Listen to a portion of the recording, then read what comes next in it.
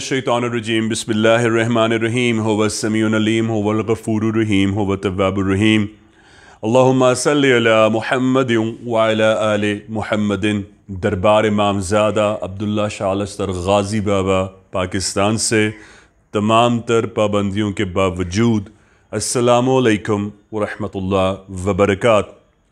जैसा कि आप सबको इल्म है कि अभी रिसेंटली 15 दिसंबर को मेरी दूसरी हेयरिंग थी और औक़ाफ़ में से कोई भी उनका रिप्रेजेंटेटिव अपीयर नहीं हुआ। हम अपीयर हुए, उनका केस ऑलरेडी उनके हक़ में वीक हो गया है। जज साहब ने पूछा भी कि डिफेंडेंट आए हैं कि नहीं आए, और उन्होंने कहा कि जनाब वो लोग नहीं आए, वो पेश ही नहीं हुए। मैंने उन पर 9 करोड़ रुपए का हर्जाना किया। किस वजह से? उन्होंने सर्कुलर जो जारी किया जिसमें उन्होंने मुझ पर 2 इल्ज़ामात लगाए हैं।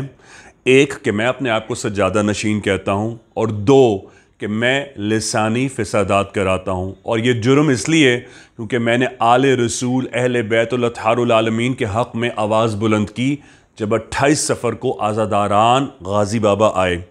मैंने सिर्फ ये कहा कि किसी को आले रसूल के दर पर आने से मना नहीं करना चाहिए, चाहे वो किसी भी मसलक से, किसी भी फ़िरक़े से उसका ताल्लुक़ हो। ये कहना मेरा जुर्म था, जिसकी वजह से औक़ाफ़ ने मेरे दरबार दाखिले पर पाबंदी लगाई। मैं तमाम आलम दुनिया से लोगों को ये बता देना चाहता हूँ कि अगर मैं उन पर मुक़दमा नहीं करता तो सारी दुनिया ये समझती कि भाईजान वाकई अपनी ज़ुबान से अपने आप को सज्जादा नशीन कहते हैं, या भाईजान वाकई लिसानी फ़सादात कराते हैं।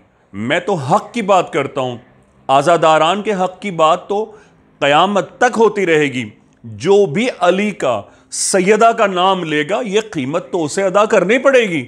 ये कोई नई कीमत नहीं है। इस कीमत के अदा करने वाले नए हो सकते हैं, इसके वसूल करने वाले पंजतन पाक की ही हस्ती है। वो हर किसी से इस खिदमत को कबूल नहीं करते। ना ही हर कोई मैसम हो सकता है, ना ही हर कोई बहलोल हो सकता है। आले रसूल के इश्क और पुरसा आज़ादारी को सैयदा ज़हरा चुनती हैं, और क़यामत के दिन भी इमाम फरमाते हैं वो बाकी उम्मत में से उन्हें चुन लेंगी।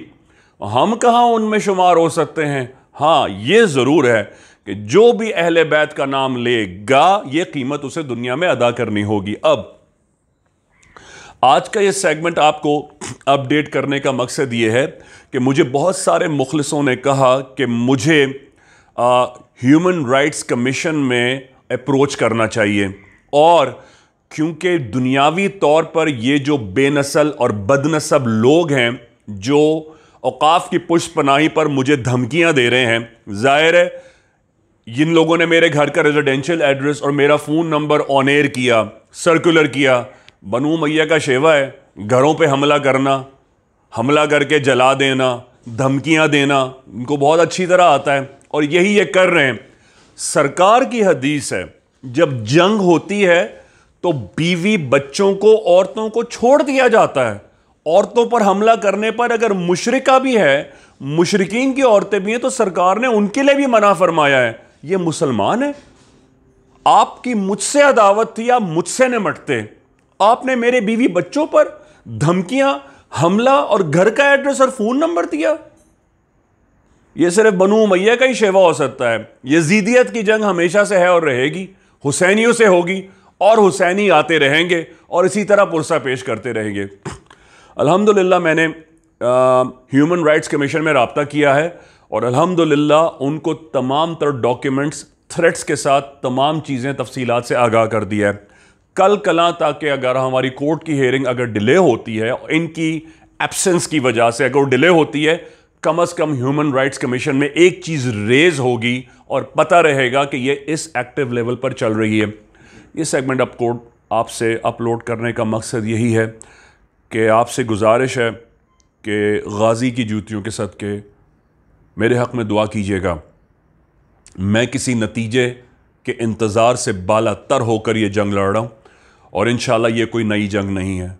ये जंग हर उस हुसैनी की जंग है जिसने हुसैन से मोहब्बत की है। ये हर उस हुसैनी की जंग है जिसे सैयदा ज़हरा से इश्क और मोहब्बत है। ये हर उस हुसैनी की जंग है جو مولا علی پہ مرتا ہے، جن کا جینا مرنا پنجتن پاک کی آل رسول اہل بیت کی ہستی ہے. یہ بات یاد رکھیے گا کہ جس کی موت آل رسول کے اگر ہوپ پہ نہیں ہوئی، اس کا جینا، اس کا مرنا، اس کا اس دنیا میں شرکت کرنا، اس نے اپنا نوالا حلال نہیں کیا. تو اپنا نوالا حلال کر کے اس دنیا سے رخصت ہونا چاہیے اور ہونے کی کوشش کرنی چاہیے. بحق غازی یا غازی.